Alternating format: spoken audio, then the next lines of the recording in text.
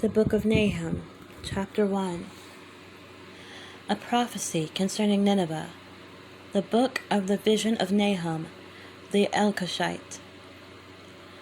The Lord is a jealous God and avenging God. The Lord takes vengeance and is filled with wrath. The Lord takes vengeance on his foes and vents his wrath against his enemies. The Lord is slow to anger, but great in power. The Lord will not leave the guilty unpunished. His way is in the whirlwind and the storm, and clouds are the dust of his feet. He rebukes the sea, and it dries up. He makes all the rivers run dry. Bashan and Carmel wither, and the blossoms of Lebanon fade. The mountains quake before him, and the hills melt away. The earth trembles at his presence, the world and all who live in it. Who can withstand his indignation?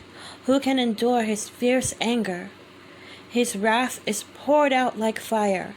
The rocks are shattered before him. The Lord is good, a refuge in times of trouble. He cares for those who trust in him. But with an overwhelming flood he will make an end of Nineveh. He will pursue his foes into the realm of darkness. Whatever they plot against the Lord, he will bring to an end. Trouble will not come a second time. They will be entangled among thorns and drunk from their wine.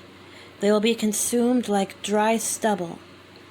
From you, Nineveh, has one come forth who plots evil against the Lord and devises wicked plans. This is what the Lord says. Although they have allies and are numerous, they will be destroyed and pass away. Although I have afflicted you, Judah, I will afflict you no more. Now I will break their yoke from your neck and tear your shackles away. The Lord has given a command concerning you, Nineveh. You will have no descendants to bear your name. I will destroy the images and idols that are in the temple of your gods. I will prepare your grave, for you are vile. Look, there on the mountains, the feet of one who brings good news, who proclaims peace.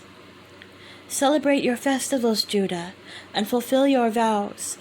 No more will the wicked invade you. They will be completely destroyed. Nahum Chapter 2. An attacker advances against you, Nineveh. Guard the fortresses, watch the road, brace yourselves, marshal all your strength. The Lord will restore the splendor of Jacob, like the splendor of Israel, though destroyers have laid them waste and have ruined their vines. The shields of the soldiers are red. The warriors are clad in scarlet. The metal on the chariots flashes on the day they are made ready. The spears of juniper are brandished. The chariots storm through the streets, rushing back and forth through the squares. They look like flaming torches. They dart about like lightning. Nineveh summons her picked troops, yet they stumble on their way. They dash to the city wall. The protective shield is put in place. The river gates are thrown open, and the palace collapses. It is decreed that Nineveh be exiled and carried away. Her female slaves moan like doves and beat their breasts. Nineveh is like a pool whose water is draining away. Stop! Stop! They cry, but no one turns back. Plunder the silver, plunder the gold. The supply is endless, the wealth from all its treasures. She is pillaged, plundered, stripped. Hearts melt, knees give way, bodies tremble, every face grows pale. Where now is the lion's den, the place where they fed their young, where the lion and lioness went and the cubs with nothing to fear? The lion killed enough for his cubs and strangled the prey for his mate, filling his lairs with the kill and his dens with the prey. I am against you, declares the Lord Almighty. I will burn up your chariots in smoke, and the sword will devour your young lions. I will leave you no prey on the earth. The voices of your messengers will no longer be heard. Nahum Chapter 3. Woe to the city of blood, full of lies, full of plunder, never without victims. The crack of whips, the clatter of wheels, galloping horses, and jolting chariots, charging cavalry, flashing swords, and glittering spears. Many casualties, piles of dead, bodies without number, people stumbling over the corpses. All because of the wanton lust of a prostitute, alluring the mistress of sorceries, who enslaved nations by her prostitution and peoples by her witchcraft. I am against you, declares the Lord Almighty. I will lift your skirts over your face. I will show the nations your nakedness and the kingdoms your shame. I will pelt you with filth. I will treat you with contempt and make you a spectacle. All who see you will flee from you and say, Nineveh is in ruins. Who will mourn for her? Where can I find anyone to comfort you?